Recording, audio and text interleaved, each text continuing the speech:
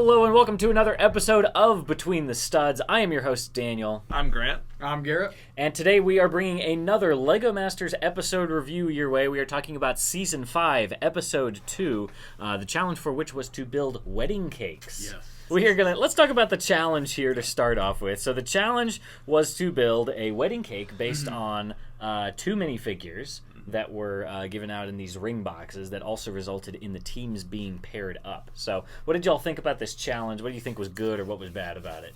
I think the challenge was really cool. I like the idea of building, a tiered wedding cake for a pair of minifigs.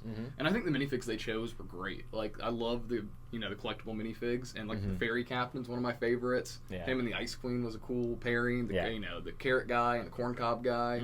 Some really cool stuff, and I do like how they paired teams together. Because, I don't know if we've seen that. I'm sure it's been done on one episode. I just can't remember. Yeah, I'm trying to think. I want to say the go-kart one, the rideable go-kart. I think that was a paired But I feel like we just haven't seen it in a while, and it was cool to see teams work together. Yeah, for sure. I was going to say, it was good to get a perspective on some of those teams, how they work together, and the different personalities beyond just their teams, I think. And because it's the second episode, you still got a long way to go in the rest of the season. So. Absolutely. It definitely seemed like the pairings of minifigures were very intentionally chosen. It seemed like most of them had a pretty logical conclusion storytelling-wise, but the emphasis was definitely on storytelling, I think, for this episode, as well as the very technical element, which was relating to trying to get the highest cake. So what did you all think about that as a kind of side achievement? You go first, Garrett, because I'm I like the ideas of this challenge. I like the concept. That rule kind of ruined it for me. I think so too. I see what they were going for, but as soon as they said that, immediately I was like, oh, well, you just have to make it tall now. Like, if you are worried about the story and you can't come up with one, just make it tall.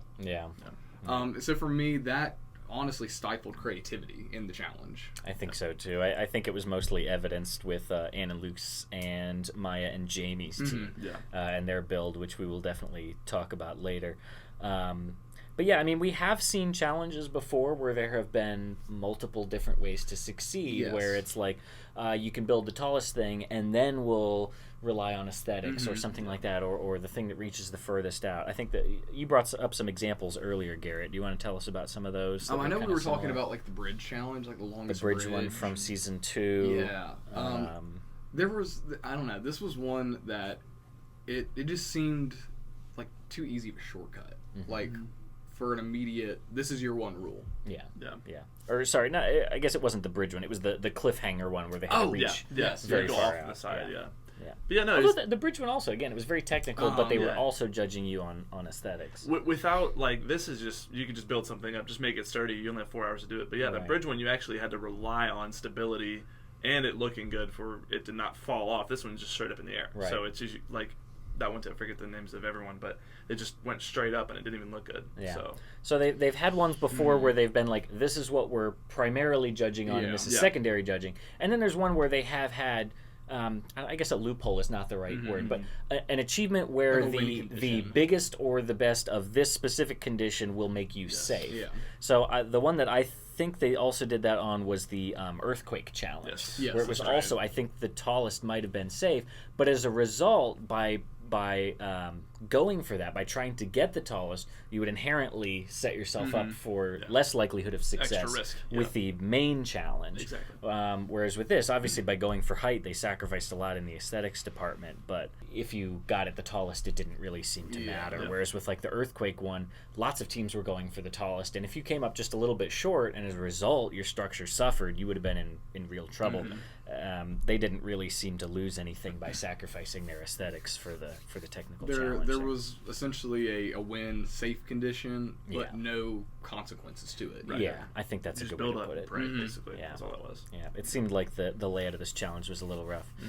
This challenge, specifically the time limit.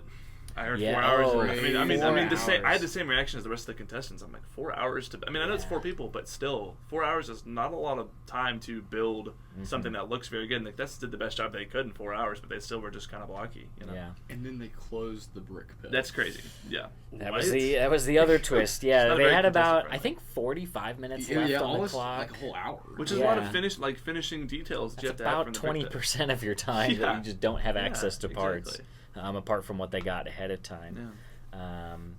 Yeah, I'm trying to remember. Well, let's see. Maybe it was 45 minutes when he announced that it would be closing. And it was like 5 but more they had minutes to 5 get your minutes, so it was probably 40 40. minutes. Yeah, 40 minutes. Again, still about a good, probably 20% of your time. Yeah. So yeah, an interesting kind of setup for this one. But let's go ahead and get into the teams and their different builds. So our first pairing of team was Corey and Rebecca, who were the wedding DJs, which we did not learn in episode 1, as we talked about in our episode 1 review last week. There were a lot of teams they just didn't talk to, and we didn't get to learn anything about. Thing. Yeah, and I feel like we got introduced to like 3 or 4 teams in episode 2. Yeah, which was just very strange. Didn't get talked to. There's still one team where I feel like we still haven't. Marcella and Krista, I don't think we've really gotten an official introduction to. But yeah, this time we did get better introductions for Corey and Rebecca and Alex and Tone. And who is the other one? Nikki and Britton, I think we got a little more time with. Marcella and Krista we really haven't seen a ton of yet, but hopefully we'll see some more of them next week. But yes, our first team, Corey and Rebecca, the wedding DJs. They are also a married couple.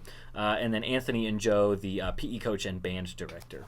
And their minifigure pairing was the Zookeeper and Scientist. Mm-hmm. So how do we think about their build? They had the sort of tiered cake with... Had like the oscilloscope. Tiger stripes, zebra stripes. Mm-hmm. So what did y'all think about their build overall and their kind of storytelling aspect? Yeah, I really liked the idea they had. And the pairing of those minifigs is awesome. Yeah. And I really like that they decided to make her like, what would they say, an audiographer? Audiologist or something, audio analyst, something like that. So I think it was really cool how they... displayed the oscilloscope like wave format and all that. And that was really well done. I don't know where the judges got DJ vibes from that. When they said that, I was like, so no. The one did have the waves, but they did like alternating tiers. So it was like the zebra stripes and then the oscilloscope and then tiger stripes and then zebra stripes. And then I think they did have one that was like musical notes. They did, which is maybe not as related to what they were going for. Did they maybe have? Were they leaning a little too much into the Zookeeper part of it, like the judges said? Yeah, possibly. But I do agree that's the more interesting minifig, the one you can do more stuff with. For sure. And so I think they had a really strong build at the end of it. I did like the storytelling they had with it. Yeah. How about you, Grant? What did you think about their build? Again, I don't really know what the judges were on about the not meshing well. I understand you probably want to go more towards the Zookeeper. There's more options there, but I think it still looked good. That was the best thing. Is in 4 hours, it's tough to make something look at least as decent as theirs was, and I think they did a good job about it. Yeah, so. For sure. Yeah. They definitely picked more creative solution by going for like the audiologist thing. I mean, my mind, I think the intentional kind of pairing that they were probably setting them up for was just like veterinary medicine or something, which maybe they chose not to do, or maybe they just didn't think of it as the more obvious choice. But as soon as they said audiologist, I was like, this is going to be hard to get a read on, I think. So. I think they at least incorporated that as well as you can with... They had to have a whole segment explaining what an oscilloscope was, which was funny. They did, yeah. When I think it was Corey was trying to explain it to Anthony, the gym coach. That's right. What an oscilloscope is. Yeah. But overall, I think they did fine. I think they ended up in the bottom 2, but I think it was, with the pairings, there were really only 5 teams to judge, so you've got top 2, bottom 2, Just middle, basically. Yep. After them was the team of Nikki and Britton, who were the sisters, and John and Justin, who are friends, and they had the ferry boat captain and the ice queen. This, I think, was another great pairing of figs. Yeah. I think it worked really well. But what did y'all think about their build there? Go ahead, Grant. I think it matched up well perfectly. They had the water at the bottom of it. I think like you said, it was the white and blue like color palette to go off of it, and I think they matched it really well. It was still kind of just like tier, but it again 4 hours. You don't have much time to do it, but they added enough little details to make it look good. Yeah, they did. How about you, Garrett? I love both of those minifigs. The Ferry Captain is one of my favorites. All of those minifigs that have like the vehicle, like costume bodies, are awesome. Like the airplane guy, the race car, the train. The race car is very good. The train, Isn't there a horse one too? There's the horse. The cowboy, the horse costume. But the ferry one is one that I don't have any of the other ones, but I got the ferry one when he came out. I pulled him out of a blind bag. He's awesome. I like him, and so those minifigs I think are a good pair. My biggest problem with that build is how empty it was. It was fairly simplistic. Like, I get they were going for, like, an ice castle, like an Elsa ice castle. Awesome. Yeah. I just didn't see anything in it. Yeah. It was, blue columns, white plate, blue columns, white plate, and I didn't see any interior. Yeah. There was maybe a minifig on each level, but just compared to some of the other builds, I feel like it was very lacking in the story. I feel that for sure.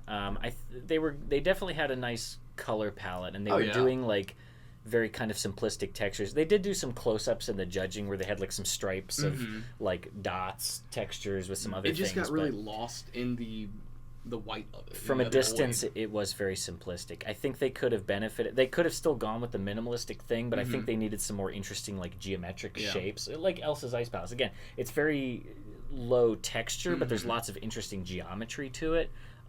Whereas a lot of these teams just built square blocks and stacked them up. If they had done some like brick bending for like some round tiers, or like done some diamonds or angles or something more geometric as to kind of reflect that like ice crystal kind of look, I think it could have been much more successful. My favorite part of their build was up front of it, the like iceberg they had with the ship captain going up to it and Ice Queen on top. Yep. That was really cool. They honestly, I think, should have made like a giant Fortress of Solitude type thing. Exactly. That's what I was going for sure. They did have a lot of nice textures and patterns on the base as well. They had used like a lot of like interlocking wedge plates in like to make gradients of colors, but that's not what you look at when you look at it across from the room, because it's flat. They needed more of that interesting geometry in the vertical components. All of the builds this episode had, I think, far too much empty space, too much dead space in them. Yeah. This one I feel suffered the most from it, just from a visual perspective. I think so. Definitely. I think so. And a lot of that was just related to the time. I mean, if these teams, I'm sure they felt very rushed in their conceptualizing phase to start building. I think a lot of these teams could have had more success if they just spent a little more time on the concept phase. You need like 10 minutes to do that. I think even if they just had 2 more hours, we would have seen probably different shapes, like cake bases and stuff. Definitely. Yeah. Probably. This team did end up winning the challenge. Again, I think there was still some room for improvements on the build, but I think I agree that they did end up being the best one in the room. So that being said, congratulations to them. Both of those teams' first win, following Ben and Michael, who won in the first. I'm glad they got a win under their belt. Absolutely, those do count. I do believe that is not their full potential. Yeah, I don't believe anybody really got in these. No one can reach their full potential in 4 hours. No, in these 2 episodes, I don't think we've seen any of these people work to their full capacity yet. Yeah. I'm trying to think if that's the shortest challenge we've ever seen on Lego Masters. Yeah, I know surprising. At one point there was the car one, but that was more of a the car one in like season 2 was like an hour long or something, right? Like that. It was. That was like a multi. It was like a multi-stage one. Yeah, they had to. Episode. You're talking about the one where they like rebuilt the cars out of the like Lamborghini sets. It might have been. Yeah, it might have been. But either way, yeah. I think they started with that, and then it was like who won that challenge. They got an advantage in like the real challenge. Yeah. I think this may be the shortest one. I know for a while Morgan had like a spreadsheet going for us with some information about Lego Masters episodes, but I want to say like 6 or 8 hours might have been the previous shortest. I don't know if we've ever seen 4 before. No. But anyway, on to the next team. We had Anne and Luke, the mom and son team, as well as Maya and Jamie. I think they were another one we pretty much first got introduced to. Much. They're always wearing scrubs, so they haven't. I don't think they've explained if they're both. I noticed that last doctors night. Or physical therapists or something. Yeah, they were in the red scrubs, and I was like, oh, they're like the nurse team. Right. And I was like, they haven't said that. Right. They are also a father-daughter combo. Yes. So it was interesting how the random pairings ended up being very kind of symmetrical in a sense. The mom and son and the dad and daughter. The married team, the single team. The 2 siblings teams. Yeah, the marrieds and singles. Yeah, for sure. So it was kind of interesting how they ended up pairing up. But this team had the T-Rex costume guy and the cardboard robot costume person, and they were the ones that did end up going for height. So what do y'all think about this build overall? It's a tough mix of minifigs. That's the first thing I'll say. I don't really see I think this is a good mix too. Because as soon as I saw these minifigs, I immediately think of like SpongeBob getting in a cardboard box as a time machine, and the robots going back in time to the dinosaur. Yeah, that's where I went with it. They were both in costumes, so you could have gone for their some sort of and that's what they entertainers. Did. They went like for they a go costume to party. They met at a costume party for sure. Which I like the idea of, but in my eyes, like the minifigs who have those costumes, that's what they are. Yeah, the carrot guy is a carrot. I'm sorry to say, that's how it is. I think they still, despite that, I mean, Luke was pretty much working on their structural element with the spire, and the rest of them were working on the aesthetics and storytelling. And I still felt like their aesthetics and storytelling really fell by the wayside. I mean, they met at like was it a Halloween party? Was on the bottom? The bottom tier was like a Halloween party, because there were just like spiders and spider webs everywhere. And then the second layer, they like went on a date to a coffee shop, which was cute. Yes. And then like the third tier, they got married in the park or got engaged in the park. Yeah. I mean, you can judge a build based on the story that it tells itself. Yeah. Like when you just look at it, and you can judge it based on the way that they explain it while they're right before the judging. They tell a little spiel or a little story to explain it. But I even felt like while watching them explain the build, it was just kind of like, and then this happens, and then this happens, and then this happens. It was like, and it's a Halloween party, and then it's a coffee shop, but then after the coffee shop, now here they are getting married. And now they love each other. I don't know. It was something about maybe the way it was verbally explained. I'm not sure. But they did end up achieving the tallest height in the room at 9 foot 1 inches, which is insane. But they did end up being safe because of the height that they were able to reach. With that Technic spire that Luke was able to build. But it would have been nice if they had actually encased the spire in bricks or something. Yeah, like they did the little it wasn't like a light thing, but it was just like a little. They just wrapped some the string pieces around it. I'm glad they did something and didn't just leave it as like a giant gray spider. Or like incorporate it into the story. Like if you know at the beginning you're going to go for height and build a big spire. Yeah. Make your story something that has to do with. A spotlight shooting up into the sky, or like a UFO like coming and like abducting, like something that would have a large like Strange Yellow put all the thing, something like that, and work it into the build. But either way, it worked out for them. Their strategy worked. The tallest build. I'm trying to think of what they could have done to like cover it. I mean, there was it was all Technic structures. There was pinholes to be used. Yeah. It was like those little prefab like Technic like squares with rods through it. Yeah. So it's like, it's crazy they got it to that height. Yeah. Oh, it is. And they got it's crazy they got it to that height. Yeah, and they got it through to that height as well. They moved it. I can't believe they made them move those by hand for this episode. Crazy. That was something else. But they played the game based on the rules, and it ended up working out for them. They were safe. They did not get the win for the challenge, which, as we know, does count when you get to the finale. Those individual competition wins do count, but they ended up being safe. So that's what's most important. All right, our next team was Sage and Ian, the brother-sister combo, and then Ben and Michael, the other brothers. And the figs that they received were the aristocrat lady and the royal guard figure. Another great pairing. But what did y'all end up thinking about their build? I think they may have had some of the best storytelling in their build. It was really cool seeing like the different moments in time throughout their build. What my favorite part was the suitor getting kicked off. Great. With the little brick built crown. It was like a round plate with 4 gold cones on it because they didn't have some crowns. Really cool ideas, and I mean those minifigs are just a great pair too. Exactly. But everything they had in their build worked for me. It looked like. My big problem with a lot of these is every team kind of did the same thing, where I think somebody started building and everybody looked around and they said, "Oh, columns." Yeah, that's true. And that's my biggest problem with every one of these builds. And I get it's a time thing. That's the reason everybody did that. I probably would have done the same thing. I just would have loved to have seen somebody like do something different and stick out. Like a tier, just do some snap bricks with some curves, make it easy. Like just do like because I'm going back and I'm trying to picture all these builds. And the only the things I remember from this one specifically are at the bottom, the guard on his duty, and like the aristocrat and then at the very top, and it's just like I feel like every build was very column more of a tower than a because you can stretch the height. If you build a tier cake and you stack the tiers right on top of each other, you get a cake that's about this high. But now if you space out each of those tiers with columns in them, you can double your height with the addition of less than 100 parts. Me and Juliana were talking about it last night. We were watching it. We were like, when's the last time you've seen a wedding cake with columns? With gaps in it. Yeah, probably the 1980s. Honestly. But I did really like the aesthetics they had for this one. This is one that stuck out to me. Ben and Michael are lethal. They're really good. So I'm worried. This is one where I really wish that the editing was more like Lego Masters Australia, and we'd actually gotten to spend spend more time with the build, because the whole base of theirs was a really nice looking castle that I imagine probably either Ian or maybe Ben were working on, because it was a really fantastic looking castle, and we just didn't really get to see that much of it. There weren't a lot of close-ups with the judging. We just didn't get to spend a lot of time in it, but it was a really good looking build. It didn't really look like cake, which again was always part of the critique. It just looked like a cool build for a castle with a giant spire coming out of it. But I think it was very successful. That's something I thought too, because like everybody went with like, I guess you could say, a traditional cake design, but like a cake can look like anything. Yeah, I mean, we have a friend who at his wedding he had an R2-D2 cake. Ethan. Yeah, right. I mean, they can look like anything. There's whole shows probably on Fox. Is Cake what's Cake Masters was the show? Or Cake Boss? Cake Boss? Yeah, I don't know. It's probably a Fox. Yeah. That's probably no, not Is It Cake? Cake or Fake videos, But I think that's why they did end up giving the win to Nikki, Britton, John, and Justin with the Fairy Captain and the Ice Queen, was because theirs looked the most like cake. There's a lot of other people who just built storytelling structures in a cake shape.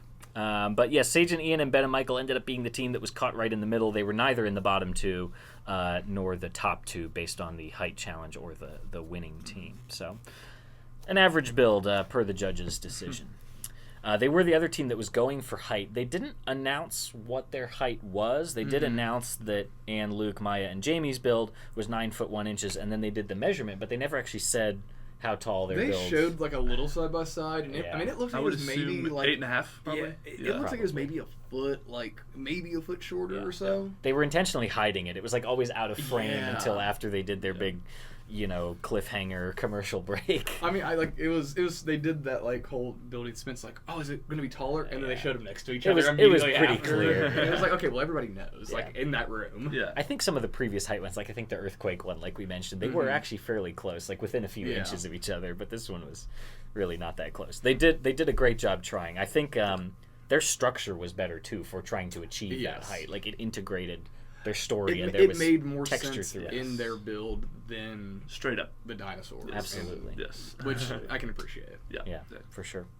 All right, and our final pairing of teams here was Marcella and Krista, who, again, like I said, we still don't really know too much about. I don't think we've had a great interview with them. And then Alex and Tone, the set of brothers, who previously, again, last week we didn't get an introduction, so my best guess was that they were skateboarders and DJs based on what they said in the episode. But they did, in this episode, say that Alex was a graphic designer and Tone is a chocolatier, which, what a cool job, right?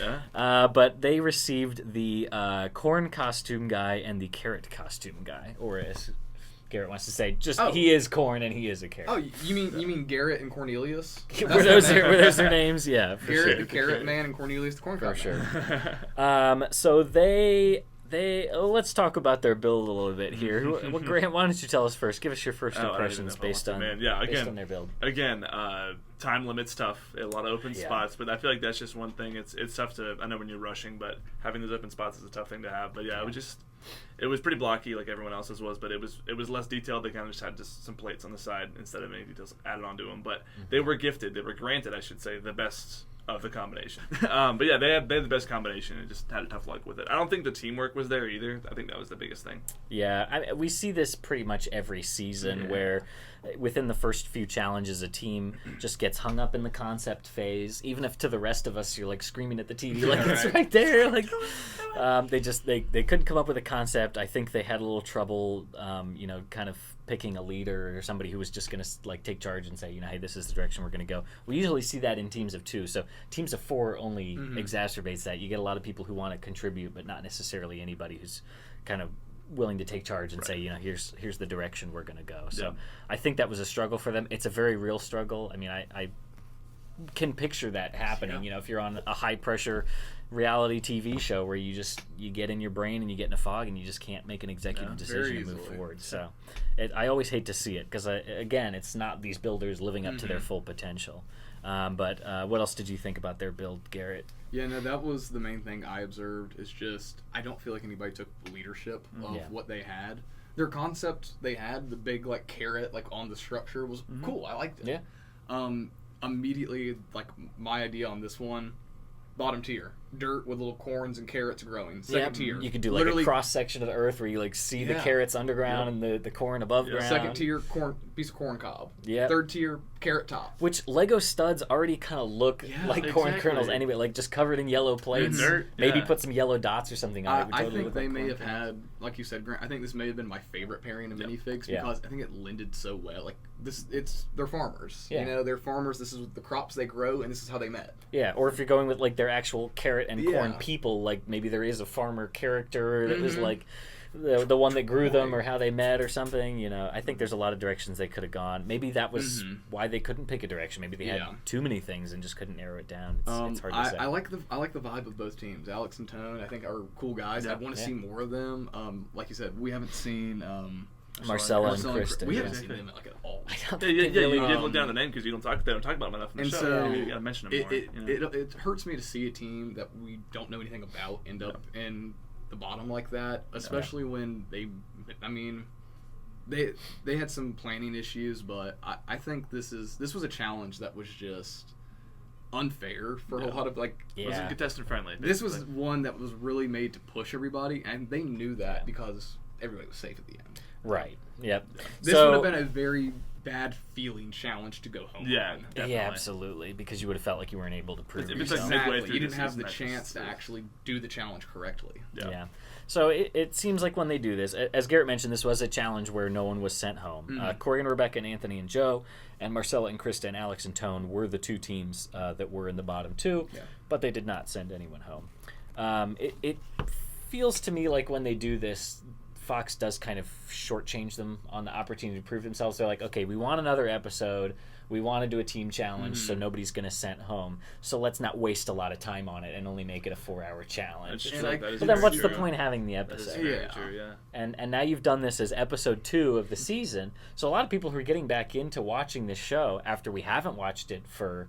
it feels like almost 2 years, probably. Yeah. I wouldn't be surprised if a lot of people tune out after this episode. A little bit. Obviously, we're going to keep watching and keep bringing you content, and we encourage you to continue watching as well. But from Fox's perspective, I don't think this is the right move for certainly not the second episode of a season, maybe let alone any episode. I'm worried that Fox is pointless. doing this on purpose. Maybe so, just to stretch it and get more episodes, or to get rid of interest in it. Just the vibe from season 4 to season 5 is very different, in my opinion. For sure. Yeah. It doesn't feel as energetic. It doesn't feel as... I don't know. I feel like... Yeah, and it could just be because we haven't seen it for such a long time. There's also so much you can do for a brick building show. There's only so many challenges that you can have, and they're probably starting to run out a little bit. Well, and it's very rare in a show like this that you have other shows of the exact same structure to directly compare it to. We have Lego Masters Australia. Yeah. There's tons of different Lego Masters in different countries in Europe. Like, there are all these other ones that are still successfully moving and growing, and there's a lot to learn from, and I think Lego Masters has always struggled to adapt it to the U.S. audience. I'm worried about the branding, too, like they're trying to integrate with it. The first episode being Star Wars, Rebuild the Galaxy. I get it. You guys just made the Disney Plus show and the sets. It did good. It was cool. It wasn't a Star Wars challenge. I don't care what they say. I saw in the preview there's going to be a Wicked thing. Wicked, Batman. I know also. Everybody, most people my age, we like Lego for what Lego does. Like, we like the old stuff. We like Power Miners. We like, original Lego stuff. We like seeing people build original ideas. Yeah. I don't want to see people who are supposed to be considered Lego masters build an X-Wing or build a tiny emerald city. It's or their creativity. You have designers at Lego that can do that. I want to see what comes out of their mind, not what's in a movie or what's already a Lego set. Well, I was going to bring up one of the other infamous licensed ones that they did was the Marvel Challenge a couple seasons ago, where they did the hero pose. Yeah. And it was a very different type of challenge where, a lot of them had this kind of scenic backdrop with a little tiny minifigure, like stopping a giant rocket or something.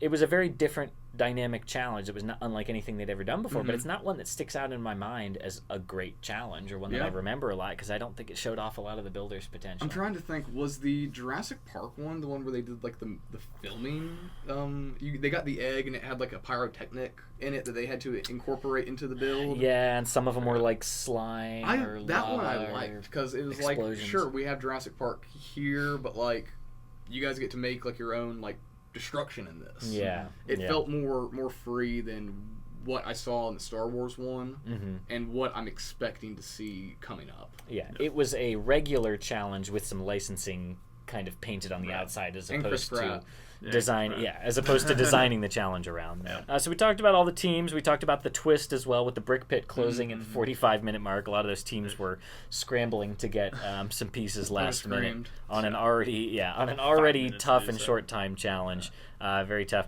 We've not talked about Trisha the wedding planner yet. Anybody want to say anything about Will that? Arnett's girlfriend? Do you ship them? Do you ship them? Yeah. Do you think they're a good couple? Yeah. They're a power couple. Yeah. People either love or hate Will Arnett as a host of this show. He's not my favorite. I think the joke of him being like insecure as a host is like really played out. They've done it basically every season where there's so many ideas. There's like a guest appearance who comes in, Chris Pratt or something, and they do something like announce the 1 hour countdown, and then Will Arnett goes down for the rest of the episode going like, gosh, are they going to fire me? Or are they going to hire? They did a better job than me. I don't know. They've done it like every season. It's kind of getting the connection with him being Batman, like that movie. That's good to have. But, I think he's a good personality. But that joke is a little bit overdone. Yeah, just a little bit. Yeah, I think it was Joe that brought it up. One of the best jokes in this episode was when they were moving the builds into the gallery, and Will Arnett was like, "Oh, don't drop him, don't drop him." Well, Fox might want you to drop him. I got that. That was funny. That's always been a thing, even in like The Simpsons, like referential humor to Fox and like the network and stuff is always good for a laugh. Trisha the wedding planner. I don't know. It was kind of goofy, but I like it when they do the stop motion stuff, and when they animate somebody's build, or they have creates more the imaginary aspect. Just having those kind of like Lego movie elements in it, I think is engaging. And we did get a few of those in the first episode for sure. Yeah, we haven't seen any of the other like side bits, like the little Lego Learn things and any of those. So I got to know who voiced Trish, because that voice actor, I feel like I've heard her in other Lego stuff. It did sound familiar. It could be one of the characters in Lego Movie or something. Yeah, we'll have to see if we can figure that out. Yeah. It sounded very familiar. Yeah. So nobody got sent home this week, but Nikki Britton and John and Justin did pull out the win for this episode 2 wedding cake challenge. But looking forward to next week. So unlike in week 1 where they just didn't tell us what the following week's challenge was going to be. There's a reason for that. We do know that next week's challenge is going to be the waterfall one, which we saw previewed, where they will effectively, from what it looks like, just be building something that will go over the waterfall and look cool in slow-mo as it crashes. So we do have some precedent for this type of challenge where they build things to look cool as something happens to them. Either we've had ones that they want to look cool when they blow it up, so that teams fill them with like lots of colorful pieces, so that in slow-mo it looks cool when it blows up. Or we've had ones, I'm thinking also kind of like the puppet show. A lot of them had like hair, like things that would move. So we saw a lot of that kind of stuff going on in the preview for this next episode. Season 4, the people had like the arms. The boride. That's another great example. So this will be kind of a combination of a lot of those. There was another one I think with the minifigure was like way up close at the front, and I think you had the explosion. That one was cool. So this will kind of be wrapping in a lot of those elements. Basically aesthetics in motion. But just you have to have a good knowledge of the pieces too. You got to know how they move, which ones to put in what spot, and all that. We did also receive the preview that the Golden Brick will be making an appearance next week, and it sounds like the teams will be voting on who gets it, which is interesting. Sounded like there was going to be some sort of democratic process involved, as opposed to just the winner. Yeah, right, exactly, or the Bachelor or something with your roses. So we will look forward to that. Hopefully it will be a good challenge on the heels of this one, which I think a lot of us agree was maybe not one of the better episodes. But stay tuned next week. We will be bringing you another review in the following week to cover that episode for sure. But thank you all for joining us for this episode of Between the Studs and this LEGO Masters episode review. Thank you, Garrett and Grant, for joining me today. Please leave a like on this video if you've not done so already, and consider subscribing. And we will see you next week on Between the Studs. Bye-bye, everybody.